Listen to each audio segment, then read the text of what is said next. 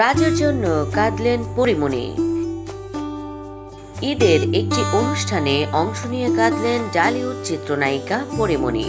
তার কান্নার কারণ অভিনেতা শরীফুল রাজ। ব্যক্তিগত জীবনের স্বামী হিসেবে অভিনেতা শরীফুল রাজের নাম অনেক আগেই মুছে দিয়েছেন পরী, তবে এখনো কিছু স্মৃতি অভিনেত্রীকে কষ্ট দেয়।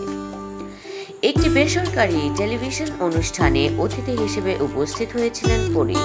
এর আগে একই অনুষ্ঠানে অন্তঃসত্ত্বা অবস্থায় রাজকে নিয়ে হাজির হয়েছিলেন। অনুষ্ঠানে সেই ভিডিওর অংশবিশেষ দেখানো হলে জলে ভরে ওঠে এই অভিনেত্রীর চোখ।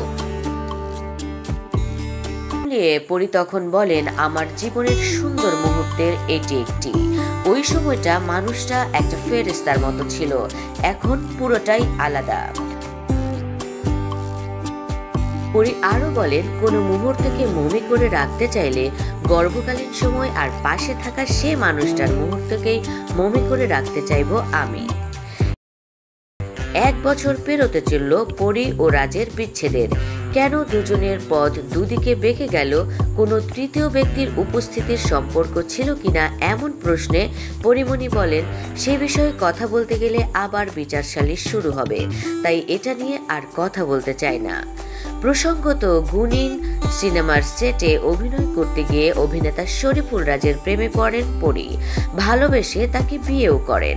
সুখের সংসারে আসে একমাত্র ছেলে পদ্ম, কিন্তু তারপরে বেজে ওঠে বিচ্ছেদের সুর। এখন রাজ ছাড়া বাকি জীবন কাজ আর সন্তান নিয়ে ব্যস্ত থাকতে চান ঢালিউডের আবেগী অভিনেত্রী পরীমণি।